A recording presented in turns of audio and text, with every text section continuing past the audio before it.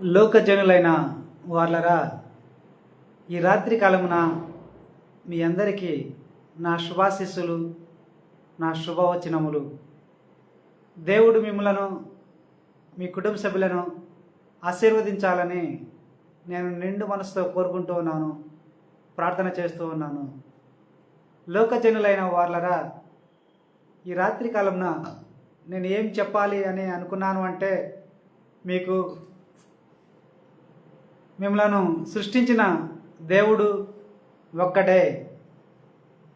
ఈ లోకాన్ని సృష్టించింది కూడా ఒకే దేవుడు. ఈ లోకంలో జీవిస్తున్న సర్వ మానవాళి అయిన మిమ్మల్ని అందరినీ కూడా సృష్టించింది ఆ దేవుడే. ఆ దేవుడే తన కోసమని, తన ఆనందం కోసమని మిమ్మల్ని సృష్టించుకున్నాడు. ఆ దేవుడే సృష్టికర్త.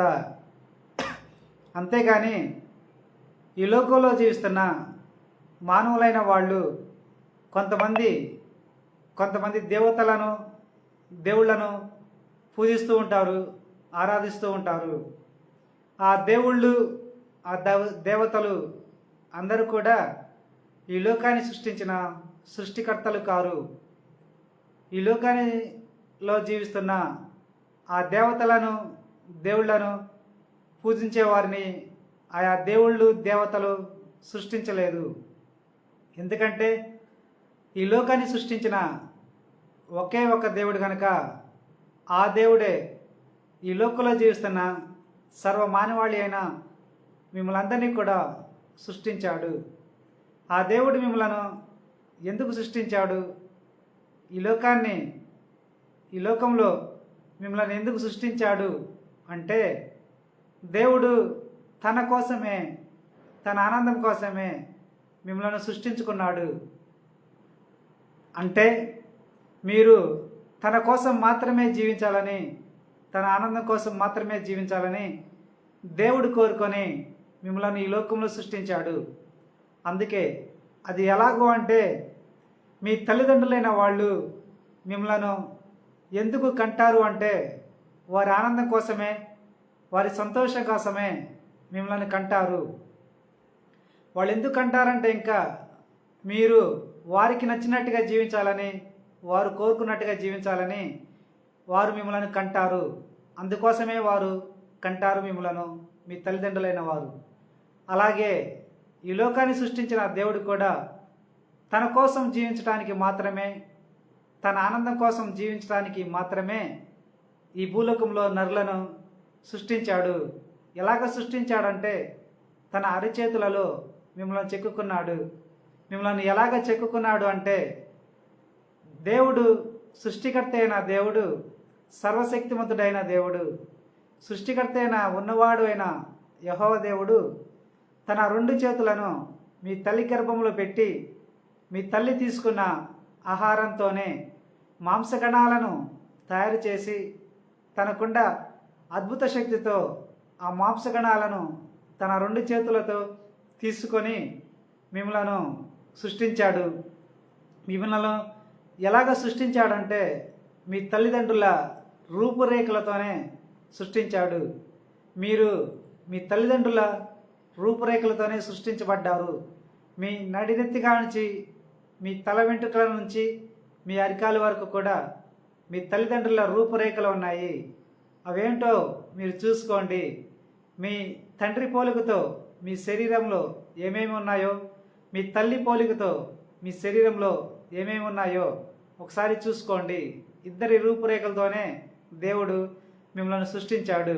అలా ఎందుకు సృష్టించాడు అంటే, మీ తల్లిదండ్రులైన వాళ్ళు వివాహం చేసుకున్న తర్వాత భార్యాభర్తలుగా ఒకరి మీద ఒకరు చూపించుకునే ప్రేమను సృష్టికర్త అయిన దేవుడు తన పరలోక రాజ్యంలో తన సింహాసనం మీద ఆసీనుడై ఉండి మిమ్మల్ని, మీ తల్లిదండ్రులైన వాళ్ళు ఒకరి మీద ఒకరు చూపించుకునే ప్రేమను చూసి ముగ్ధుడయ్యాడంట. ముగ్ధుడయ్యి తన కోసమని సృష్టించుకున్న వారికి తగిన బహుమానము ఇవ్వాలి అనుకొని మిమ్మలను తన 2 చేతులతో తయారు చేసి మీ తల్లిదండ్రులకు కానుకగా ఇచ్చాడు. తన తరపున బహుమానంగా ఇచ్చాడు. బహుమానంగా ఇచ్చినా కూడా దేవుడు మిమ్మల్ని సృష్టించింది మాత్రము తన కోసం జీవించడానికే, తన చిత్తానుసారంగా జీవించడానికే, తన సంతోషంగా ఉండే విధంగా మీరు జీవించడానికే మిమ్మల్ని సృష్టించాడు. దేవుడు మిమ్మల్ని సృష్టించిన తర్వాత మీరు దేవుని కోసం దేవుని కోసం జీవించడానికి ఉపయోగపడే శరీరాన్నే దేవుడు మీకు ఇచ్చాడు.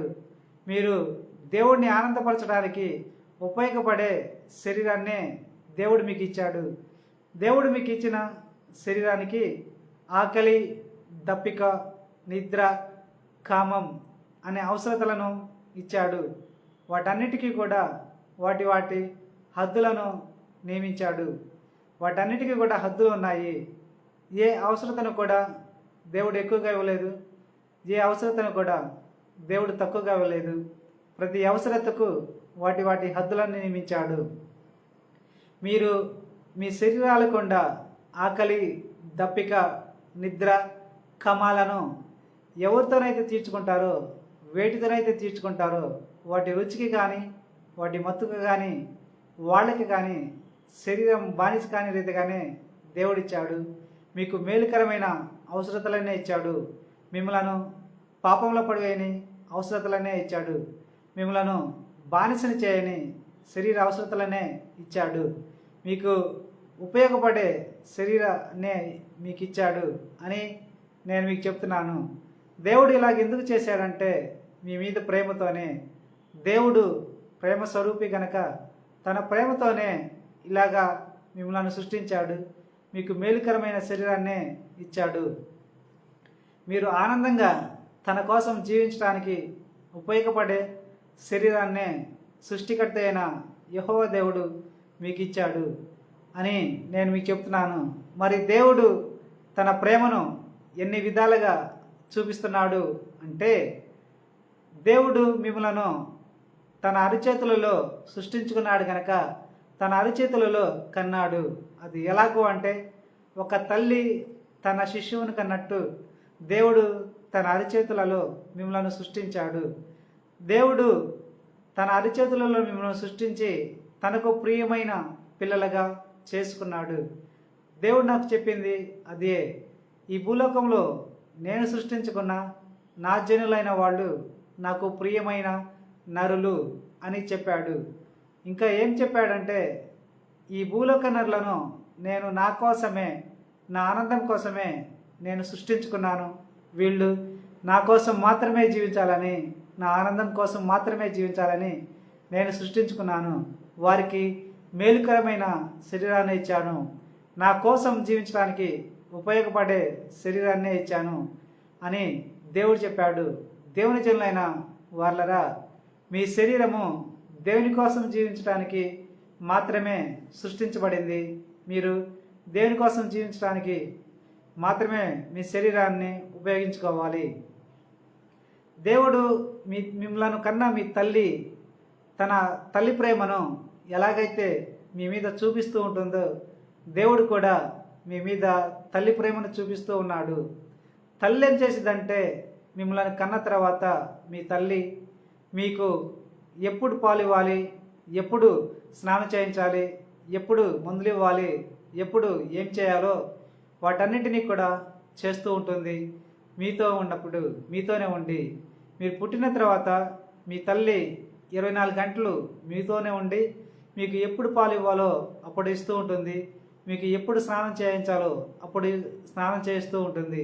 మీకు ఎప్పుడు మెడిసిన్ ఇవ్వాలో అప్పుడు ఇస్తూ ఉంటుంది. మిమ్మల్ని ఓదారుస్తూ ఉంటుంది, మీతో ఆడుకుంటూ ఉంటుంది, తను ఆనందిస్తూ ఉంటుంది. మీరు ఆనందంగా ఉండటాన్ని మీ తల్లి చూసి ఆనందిస్తూ ఉంటుంది, ఆ శిశువుగా మిమ్మల్ని చూసి. అలాగే మీ సృష్టికర్త అయిన దేవుడు కూడా తన 2 చేతులలో మిమ్మల్ని చెక్కుకున్న తర్వాత, మిమ్మల్ని కన్న తర్వాత, దేవుడు కూడా తల్లి ప్రేమతోనే మిమ్మల్ని సాకుతూ ఉన్నాడు. 24 గంటలు మీతోనే ఉంటున్నాడు. దేవుడు నాకు చెప్పిన సంగతులనే నేను మీకు చెప్తున్నాను. దేవుడు నాకేం చెప్పాడంటే, నేను ఈ భూలోక నరులను సృష్టించుకున్న తర్వాత, నా పిల్లలైన వారిని నేను సృష్టించుకున్న తర్వాత, నేను వీరితో మమేకమైపోయి కలిసి జీవించాలి అని నేను కోరుకొని వీరితో మమేకమైపోయి కలిసి జీవిస్తున్నాను 24 గంటలు అని చెప్పాడు. ఆ తల్లి, మీ తల్లి శిశువు గుండా మీకు ఎప్పుడు ఏం కావాలో వాటన్నిటినీ ఇస్తుంది 24 గంటలు మీతో ఉండి.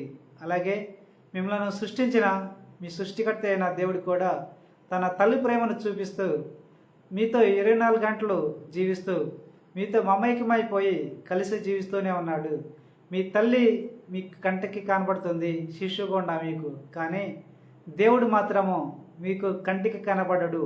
దేనికి అంటే దేవుడే చెప్పాడు, నేను నా జనులకు కనబడితే వారితో మమైకమైపోయి కలిసి జీవించడానికి నేను ఈ భూలోకానికి వచ్చాను. నా జనులైన వారికి నేను కనబడితే నా జనులైన వాళ్ళు, నా పిల్లలైన వాళ్ళు, వారు స్వేచ్ఛగా సంతోషంగా వారి జీవితాన్ని జీవించలేరు. ఎందుకంటే వాళ్ళు నన్ను చూసి భయపడతారు, వాళ్ళ జీవితాన్ని వాళ్ళు జీవించలేరు. అందుకే నేను నా జనులైన నా పిల్లలకు నేను కనపడను.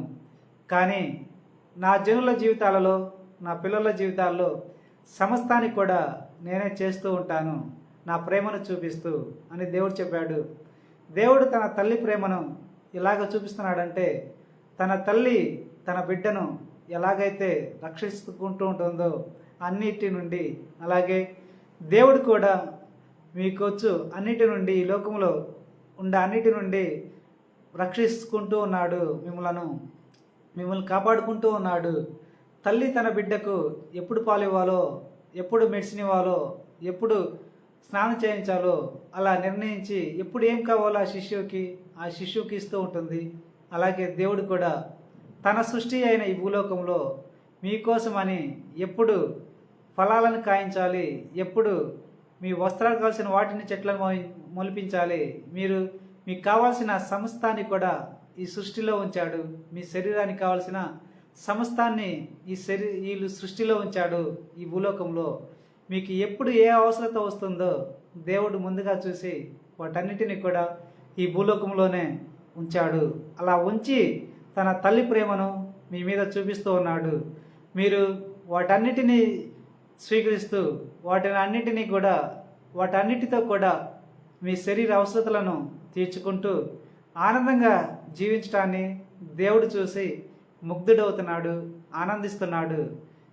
అవును, అది ఎలాగూ అంటే, ఒక తల్లి తన బిడ్డకు పుట్టిన తన శిశువుకి అన్నిటినీ ఇస్తూ పాలిచ్చిన తర్వాత, స్నానం చేయించిన తర్వాత, పౌడర్ రాసి కావాల్సిన మెడిసిన్ అన్నిటినీ ఇచ్చేసిన తర్వాత, వస్త్రాలను తొడిగిన తర్వాత ఎలాగైతే ఆ శిశువును ఆడిస్తూ తన ఆనందిస్తూ ఉంటుంది, ఆ శిశువు నవ్వినప్పుడు తను కూడా నవ్వుతూ ఉంటుంది.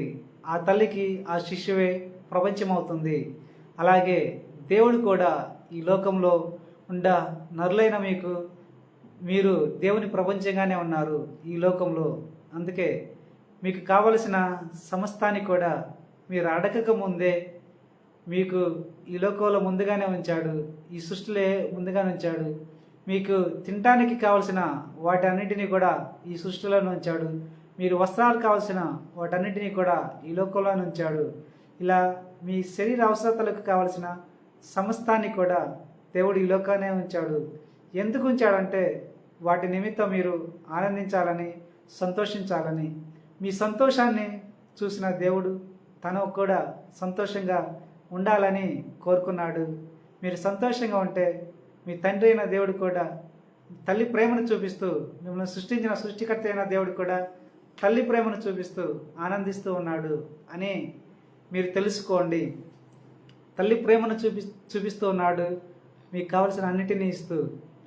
అలాగే మీ తండ్రి మీకు కావలసిన వాటన్నిటినీ ఈ లోకంలో మీ శరీరానికి కావలసిన వాటన్నిటినీ సమకూరుస్తూ ఉంటాడు, తను సంపాదిస్తూ.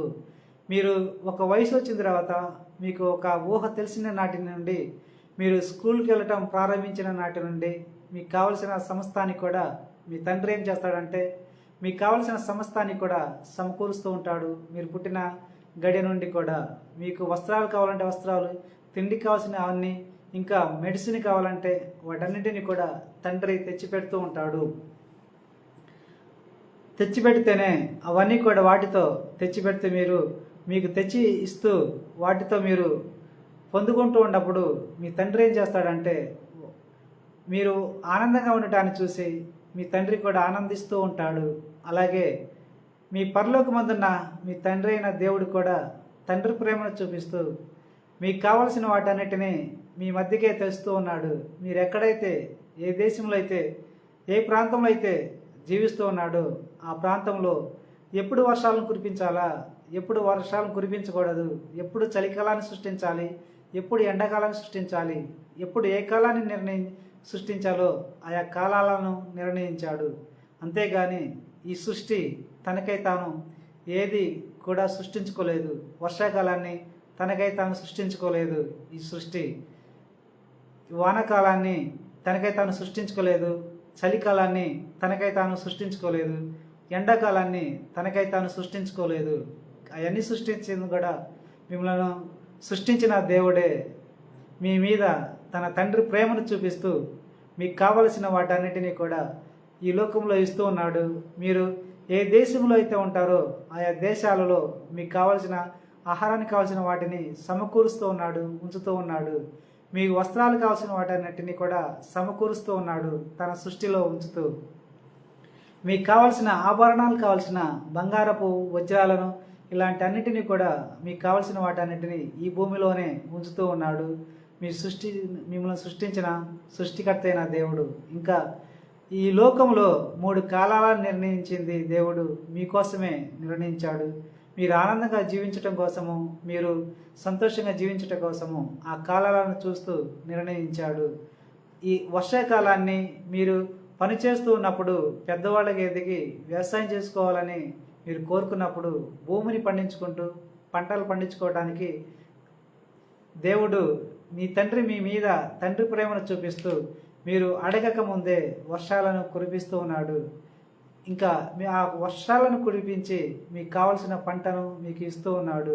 మీరు వాటి నిమిత్తం ఆనందంగా జీవించడాన్ని దేవుడు చూసి దేవుడు కూడా ఆనందిస్తూ ఉన్నాడు. ఇంకా ఈ లోకంలో మీకు ఏ అవసరతలు అయితే ఉన్నాయో వాటన్నిటికి కావాల్సిన వాటన్నిటినీ ఈ లోకంలోనే ఉంచుతూ ఉన్నాడు మీ మీద తండ్రి ప్రేమను చూపిస్తూ. మీరు ఆనందంగా జీవించడం కోసమని వర్షాకాలాన్ని సృష్టించాడు, ఎండాకాలాన్ని సృష్టించాడు, చలికాలాన్ని సృష్టించాడు. ఈ కాలాలను సృష్టించింది కూడా కేవలము మీ ఆనందం కోసమే అని నేను మీకు చెప్తున్నాను. ఇంకా మీతో మమైకమైపోవటానికి ఆకాశంలో అనేక కార్యాలను చేస్తూ ఉంటాడు. ఇంద్రధనస్సులను ఉంచుతూ ఉంటాడు. ఆకాశ నక్షత్రాలను ఉంచాడు. మీరు ఆనందంగా మీకు ఉపయోగపడటం కోసమే ఆకాశ నక్షత్రాలను ఉంచింది. మీకు ఉపయోగపడటం కోసమే ఆకాశంలో సూర్య చంద్రులను ఉంచింది. మీకు ఉపయోగపడటం కోసమే తన సృష్టిలో ఉండే వాటన్నిటినీ కూడా మీ ముందుకు చూపిస్తూ ఉన్నాడు. మీకు ఉపయోగపడే వాటినే దేవుడు తన సృష్టిలో ఆయన ఈ భూలోకంలో ఉంచాడు. ఇలాగా మీరు వాటన్నిటి నిమిత్తము ఆనందంగా జీవించటాన్ని దేవుడు చూసి తన తండ్రి ప్రేమను చూపిస్తూ ఉన్నాడు.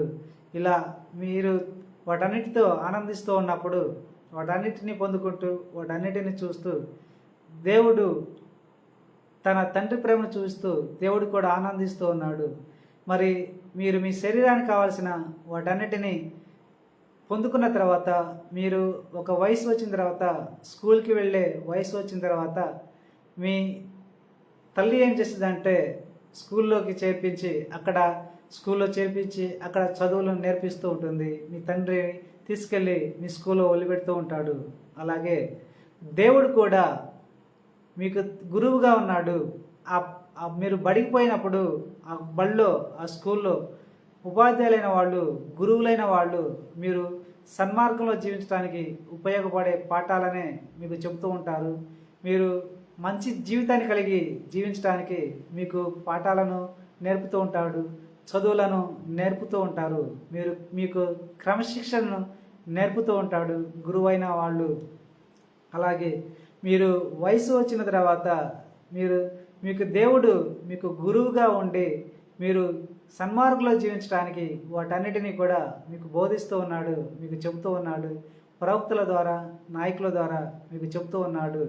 మీరు ఎలాగ జీవించాలి, ఎలాగ జీవించకూడదో ప్రతి విషయం నేర్పుతూ ప్రతి విషయాన్ని చెబుతూ ఉన్నాడు గురువుగా. మీకు గురువుగా ఉండి ప్రతి విషయాన్ని కూడా చెప్తూ ఉన్నాడు. తన ముందు ఎలాగ జీవించాలి, తన కోసం ఎలాగ జీవించాలి, తన ముందు ఎలాగ జీవించకూడదో మీకు చెప్తూ ఉన్నాడు గురువుగా.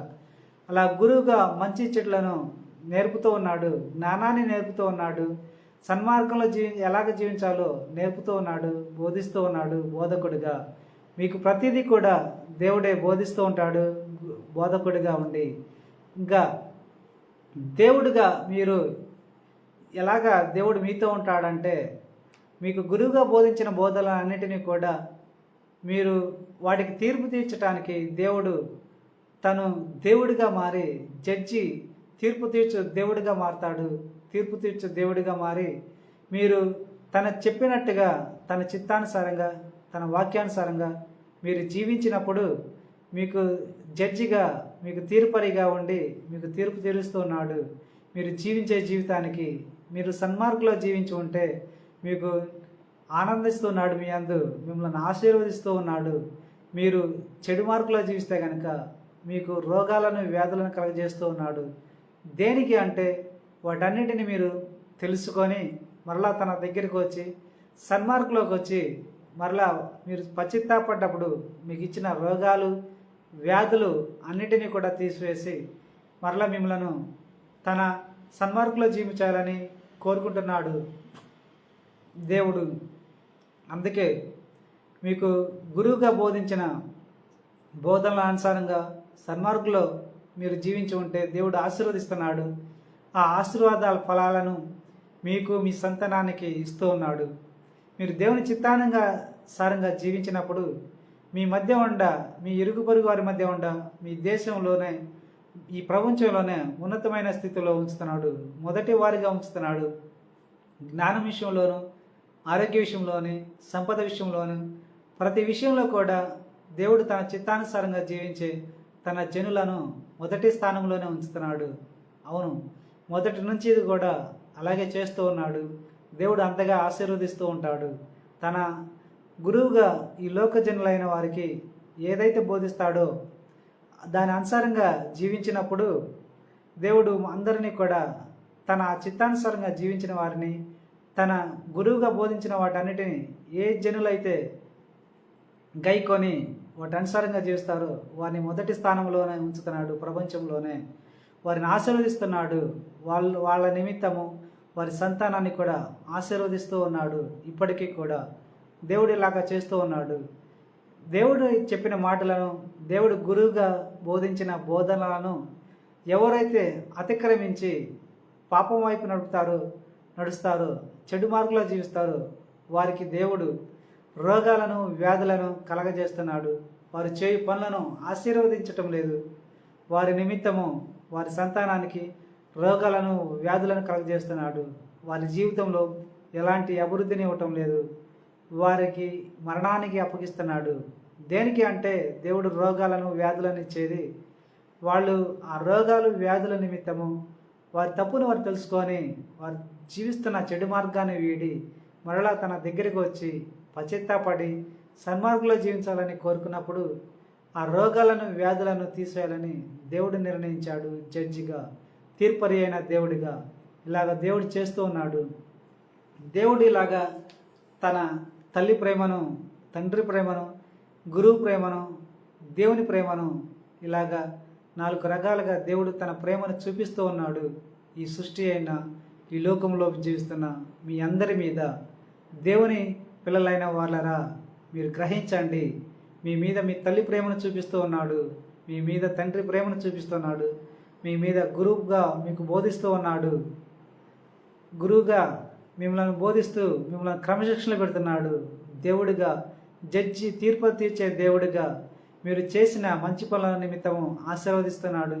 మీరు చెడు మార్గంలో జీవిస్తే రోగాలను వ్యాధులను కలగజేసి శపిస్తూ ఉన్నాడు. ఆ శాప ఫలితాన్ని మీ సంతానానికి ఇస్తూ ఉన్నాడు. లోకజనులైన వాళ్ళరా ఈ సంగతులన్నీ కూడా నాకై నేను చెప్పడం లేదు, కానీ దేవుడు మీతో ఎలాగో జీవిస్తున్నాడో నాతో మాట్లాడి నాకు చెప్పిన సంగతులనే ఇప్పుడు నేను మీకు చెప్తున్నాను.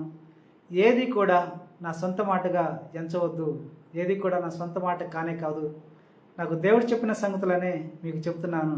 కనుక దేవుడు అంత ప్రేమను చూపించడానికి కారణం ఏమిటంటే మిమ్మలను తనకు పోలిక చొప్పున సృష్టించుకున్నాడు కనుక పురుషులైన వారిని స్త్రీలైన వారిని తను సృష్టించుకున్న కొన్ని లోకాలలో దేవతలను సృష్టించుకున్నాడు.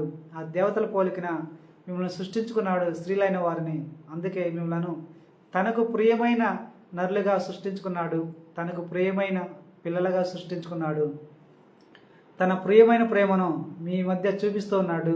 తన ప్రియమైన ప్రేమను తల్లి ప్రేమతో చూపిస్తున్నాడు, తండ్రి ప్రేమగా చూపిస్తున్నాడు, గురువు ప్రేమగా చూపిస్తున్నాడు. తీర్పు తీర్చే దేవుడిగా ఆ ప్రేమను చూపిస్తూ ఉన్నాడు. కనుక మీరు కూడా మీ తండ్రి అయిన దేవుడిని ప్రేమించండి, కన్న బిడ్డగా ప్రేమించండి, శిష్యులుగా ప్రేమించండి, తీర్పు తీర్చే దేవుడిగా ఆరాధించండి అని నేను మీకు చెప్తున్నాను. దేవుడు ప్రేమ స్వరూపి అయిన దేవుడు మీతో మమేకమైపోయి కలిసి జీవిస్తున్నాడు 24 గంటలు. మీరు తెలుసుకోండి ఈ సంగతులను. ఈ సంగతులన్నీ కూడా నా సొంత మాటలు కానే కాదు, దేవుడు నాకు ఏదైతే చెప్పాడో వాటినే నేను మీకు చెప్తున్నాను. కనుక మీరందరూ కూడా తెలుసుకోండి. మరి దేవుడు నాతో ఎలాగ మాట్లాడుతూ చెప్తున్నాడంటే, దేవుడు తన పరలోక రాజ్యం నుండి సన్నని స్వరాలను నా వద్దకు పంపుతూ ఆ స్వరాలతో మాట్లాడిన మాటలనే నేను మీకు చెప్తున్నాను. ఏది కూడా నా సొంత మాట కాదు అని నేను మీకు చెప్తున్నాను. ఇప్పటివరకు విన్న వీటన్నిటినీ మీ అందరి నిమిత్తము మీ అందరికి కృతజ్ఞతలు తెలుపుతున్నాను. మీ అందరికీ నా వందనాలు. మీరు నాతో మాట్లాడాలి అని కోరుకుంటే నా నెంబర్ ఇచ్చాను కింద, ఆ నెంబర్కి ఫోన్ చేసి నాతో మాట్లాడవచ్చు. దేవుడు అనేక విషయాలు చెప్తూ ఉంటాడు. మీ జీవిత రహస్యాల గురించి, మీరు తప్పుదో పడటానికి కారణం ఏంటో నాకు చెప్తూ ఉంటాడు. వాటన్నిటినీ కూడా నేను మీకు చెప్తాను. మీరు నాతో మాట్లాడాలనుకుంటే నాకు ఫోన్ చేసి నాతో మాట్లాడవచ్చు. దేవుడు మిమ్మలను మీ కుటుంబ సభ్యులను ఆశీర్వదించాలని నిండు మనసుతో కోరుకుంటూ ఇంతటితో ముగిస్తున్నాను. ఆమేన్, ఆమేన్, ఆమేన్.